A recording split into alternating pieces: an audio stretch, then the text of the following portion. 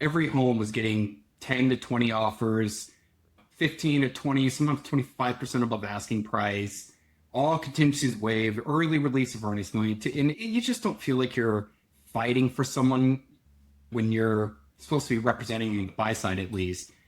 Yeah, I'll never forget. I was out shopping with my wife, and I think it was like a Saturday or something like that. And I was just venting in the car with my wife about on how stressful work has been and everything like that. And it was the same day that my colleague got let go because she wasn't performing enough. And as I mentioned last, and I'm just assuming, hey, we'll probably do something tomorrow morning. And it was about midnight, 11:30, give or take, where I then get a phone call from the broker. I'm like, oh my gosh, great. When I pick up, and I kid you not, I hear club music in the background. It just, like Jersey Shore kind of thing. And it's extremely loud. Yeah, I genuinely could not do it without her support. It would be very difficult. It really would. Fantastic. And that's I think it's so important for the audience to know, is having those people in your corner, loved ones and mentors and so forth, to help you make these decisions, but also to continue on and backing you and supporting you through that. Yes. Tyler Barnes is the real estate broker who saw the residential industry fire its best people for doing the right thing and walked away. Today, we get the day, the call, and what he's learned since. Tyler, mate, great to have you back on the show. Last time we spoke, you mentioned something in passing that I haven't been able to actually stop thinking about. You said that there was one day where a colleague of yours got fired in the morning and an old client called you that same afternoon and changed your career. I want to start there today. Take me back to that day. Yeah, I'll never forget. I was out shopping with my wife, and I think it was like a Saturday or something like that. And I was just venting in the car with my wife about on how stressful work has been and everything like that. And it was the same day that my colleague got let go because she wasn't performing enough. And as I mentioned last time, when I got hired with them, we had about 80 brokers on our team, and she got hired the same time I did. And if I was 7th place, she'd be 6th. If I was 9th, she'd be 8th, always one step ahead. And I was sitting there venting to my wife about on how she got let go and everything. Got a call from my old colleague who used to be a client of mine from a landscaping company who we just stayed in touch with, and called me up and he's like, hey, how you doing? I'm like, oh, it's great, man. It's good to hear from you. How's business? Because I knew he did commercial real estate this time. And I was saying it's doing really well. And he asked me, he said, so how are you liking residential real estate? And I told him, it's funny you ask, because I was in that moment venting to my wife about on just how stressful everything is right now. And I was just honest with him. I'm like, I'm loving it, but I'm also just a little bit burnt out because, again, when I was a broker, it was the height of the buying panic, mid-COVID time. And I got into real estate to help people, and it just didn't feel good waiving on contingencies. And at least out here in my market, every home was getting 10 to 20 offers, 15 to 20, sometimes 25% above asking price, all contingencies waived, early release of earnings money. And you just don't feel like you're fighting for someone when you're supposed to be representing the buy side at least. Just don't really feel like you're fighting for them. And I was venting all this stuff to my partner, business partner. And he's, man, I don't want you to take this the wrong way, but I feel that with your small business skills and experience, you would do much better in commercial real estate. And I never even thought about commercial real estate at the time. It just felt way above my head kind of thing. And I was like, I'll think about it, man. And I go home and I'm talking to my wife about it. And she, just being the big thinking entrepreneurial woman she is, she's do it. Oh my gosh, yes, you'd kill it. And I'm like, all right, you know what? I'll give it a shot. Yeah, best decision I ever made was swapping over. And I do love residential real estate. It's just I connect so much better with my clientele on commercial real estate. And what about that transition from that conversation in the morning with your wife to that conversation after you with the old client of yours? How much of a shift difference was those two types of conversations, from venting to here's an opportunity? What was that like? It was exciting. It really was. Again, it wasn't something I thought of ever.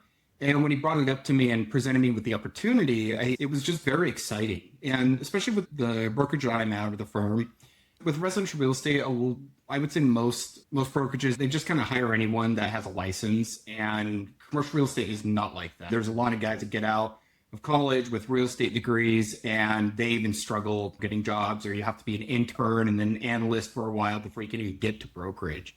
And the fact that my partner had a close relationship with the owner of our firm, and the fact that he's already talked about me and she was willing to meet me, I knew this was an opportunity that I had to seize. But yeah, it was just very exciting of all the possibilities and what could come of this kind of thing. And oh gosh, I think I really could do it. What was that conversation like with your now business partner? What were some of the things that they said that sparked your interest, that really felt more aligned to you compared to the residential side of things? What was that conversation like? What were the details, and what were those ideas that really got that energy, excitement? Yeah, it's a really good question. I would say probably. I'm sorry. Do you mind asking the question just one more time?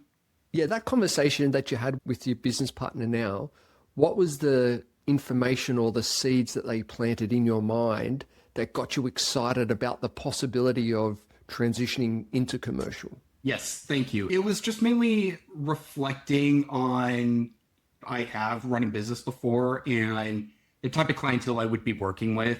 My business partner, he used to own his own line of Expedia cruise line travel agencies. And I've always looked up to him as like a mentor. And by him saying, hey, I think you could do it too, kind of thing, I would say it was mainly that really sparked it. It's nice to have that someone in your corner that can actually instill that level of confidence, knowing that, hey, this is a great opportunity, but there's also, and that you will be good at it.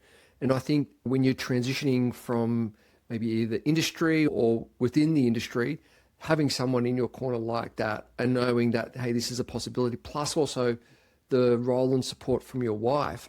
And I want to just jump into that. How has that helped you, that role and support from your wife with that transition into commercial, and knowing that she's by your side, if she's got your back? How has that felt over the time? I don't know how people could do it without significant support. I kid you not, man. I really don't. I was talking to another broker a while ago, I don't know, maybe 4 or 5 months ago, and he was venting to me on the vexations that his wife has with the inconsistency of money and how stressful it is on him and whatnot. And I was just thinking, I'm like, my God, I'm very fortunate that my wife is in full support, especially starting up something like this, because going from residential to commercial real estate, you're not bringing over the same type of clientele at all. You're completely starting fresh. It's not just learning a few new forms kind of thing. It's a completely different ball game. Some of the conversational skills, sure, but the product type is completely different. Even how brokers interact is wildly different compared to residential. And it's because of her that I've been able to push through and succeed. Yeah, I genuinely could not do it without her support. It would be very difficult. It really would. Fantastic. And that's I think it's so important for the audience to know, is having those people in your corner, loved ones and mentors and so forth, to help you make these decisions, but also to continue on and backing you and supporting you through that. Yes. Yeah. I want to bring back, last time you mentioned about a certain phone call. You told me about a midnight phone call from a drunk broker at a nightclub where you went, I want to find out, where were you when it came in, and what did you actually say to him, and what did you tell your clients the next morning? Let's unpack that one. So it actually all happened at once. I want to say it was a Sunday night, and there was a home that my clients liked. We put in an offer Sunday morning because the offer review date was that day at 10 a.m. or something like that. So we submit the offer, and the broker let me know. I always call brokers whenever I submit offers just to let them know. And he didn't pick up. It's totally fine. Very common, especially in that time when it was so active. Just to shot me an email back, said, hey, should have something to you by the end of the day. Okay, great. And 3 o'clock rolls along. I'm starting to try to get some information, emailing him, calling and texting, saying, hey, just checking in for an update. I know you probably got a lot of offers. And at the same time, my clients are calling, texting me and saying, hey, what's going on with your offer? And did he hear anything? And then 6 o'clock, 7 o'clock, 8 o'clock, 9 o'clock, 10 o'clock started rolling around. And this whole time, my clients are texting me and calling me, hey, any update, any update? And I'm like, no, I'm sorry. I can only respectfully poke a broker so many times, texting him every hour, give or take, or calling or emailing. And at this point, I was just kind of, I don't think it's the most professional thing, but there's plenty of times where brokers, again, during this hot market, would get so many offers, they just can't get back to them all in time. And they're also trying to wrap up the contract for the accepted offer. And I'm just assuming, okay, we'll probably hear something tomorrow morning. And it was about midnight, 11:30, give or take, where I then get a phone call from the broker.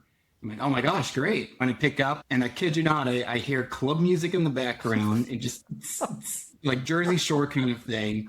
And it's extremely loud. He's very obviously drunk. And he's yelling on the phone saying, you guys are the highest offer. I guess there was like 20 or 25 other offers that came in, by the way. Wow. And he was saying, you guys are the highest offer, but we want everyone to resubmit and take out the escalation form.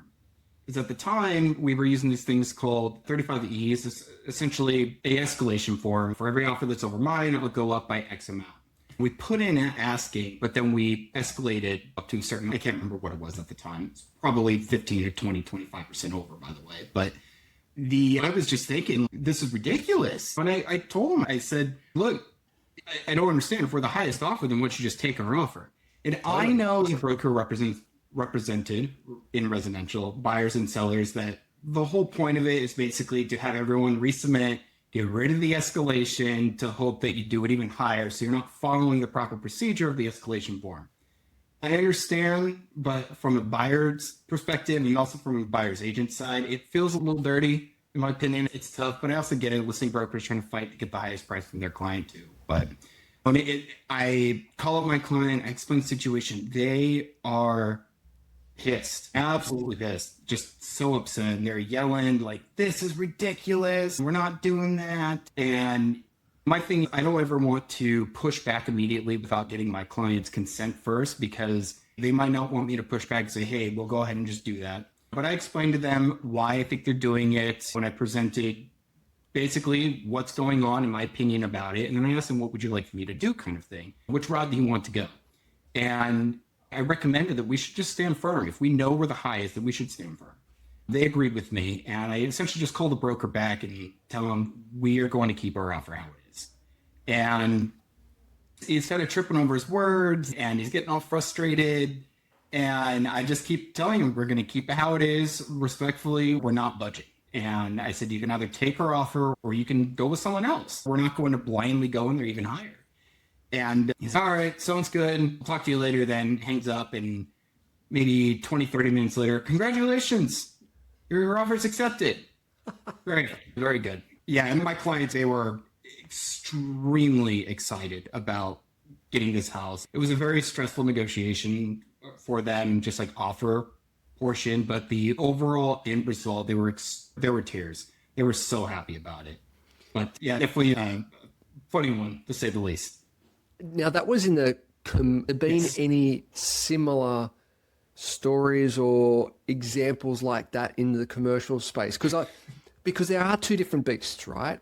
And residential, my understanding and my experience is residential is so much more an emotional based concept with the buyers and the sellers compared to commercial, where it's a lot more financial based and investor based. Mm-hmm. Have you had any more of any similar stories like that in the commercial space, just to show people the comparison?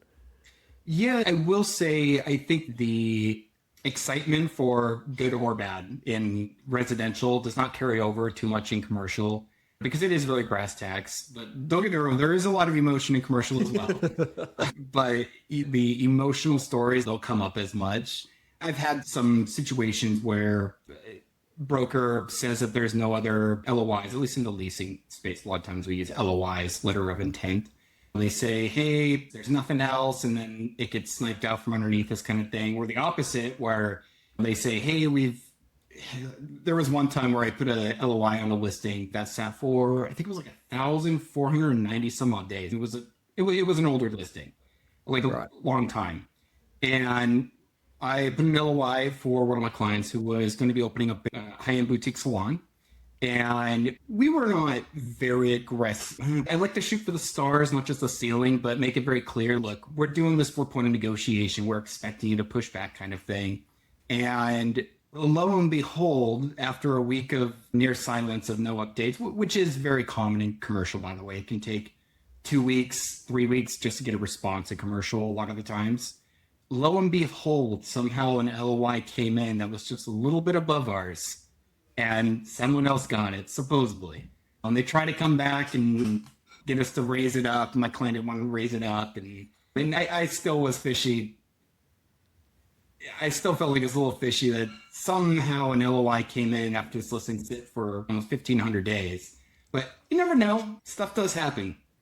And this is the thing, stuff does happen in which it's such a roller coaster of an industry that sometimes you're getting things out of left field that you don't expect, and you just got to still deal with it. I think in commercial, the craziness more happens on the transactional side. Like I've had clients that have had to go through 4 or 5 different lenders and appraisal drama and stuff like that, but less broker drama, less clientele drama. It's just a lot more transactional drama, if that makes any sense.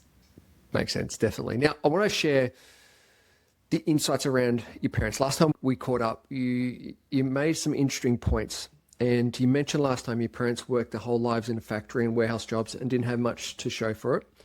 And I want to find out, how old were you when you first realized that? And what's the moment you decided that you wanted something different for your own life? It's a really good question. I will say that the moment that it hit me that I wanted something different, to be truthful, is when I met my wife. She just always had extremely large ambitions, and she just always makes me want to do better for myself. And because when I met her, she had this idea about opening up an online clothing store and whatnot. And I thought that was like, wow, what an ambition kind of thing. And yeah, I would say that was certainly the moment when I realized that I want to pursue more. It's interesting because how fundamental life partners are with success, whatever you choose success to be, happiness.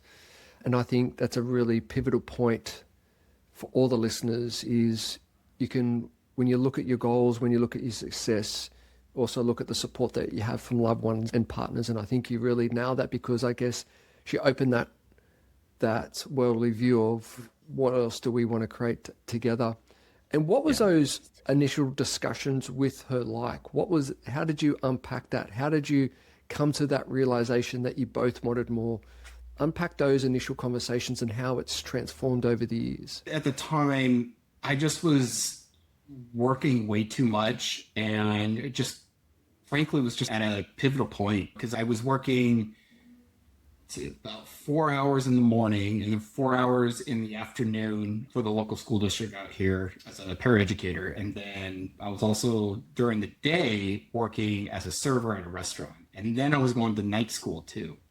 And so my days were extremely long. And I just came home one day and I just was like, I can't do this anymore, because I'm living in some crummy apartment and saving maybe $100 a month, if that. And I'm working 12 plus hour days and then doing night school and homework and everything. And she was just, you can do more. It's, I'm just very grateful for pushing me. But she just recommended, like, okay, what do you want to do instead? And she's like, I think you can start a business. And I'm like, well, what the heck am I going to do for money? And she's like, just start simple, and we'll narrow it down. And I just wrote down a list of things that I know I could do really quick just to make some money. And then I talked with her of, okay, what is scalable? What is realistic? What's something I would actually enjoy? And then also what's something can actually make some money at the meantime too. Fantastic. So good to have that support. So good to have that rock in your corner to help and guide and push, but also care and love and support. Tyler, really appreciate you opening up today and sharing your insights. I think these questions go a little bit deeper, and I think it's really exciting that you come back on and share those beautiful points there. So what's the next couple of months look like for you? What's on your radar? What's on your hit list? Yeah, at least business-wise, I think last time we talked, I said I had a goal to get more landlord representation. And funny enough, that's primarily what I'm working on, like large majority of now. So right now, my goals are to fill my listings. I'm trying to find some good tenants. I've got a few more development listings coming up here really soon. Got another development out here in Seattle I'm trying to sell. So I think I'm really just trying to focus on, we're always trying to find more clients and scale the business, right? But right now, I'm really setting my sights on filling my current vacancies for my landlords and selling my current deals. Love it. Fantastic. Really appreciate it. Thanks for joining us on the show. Of course. Thank you.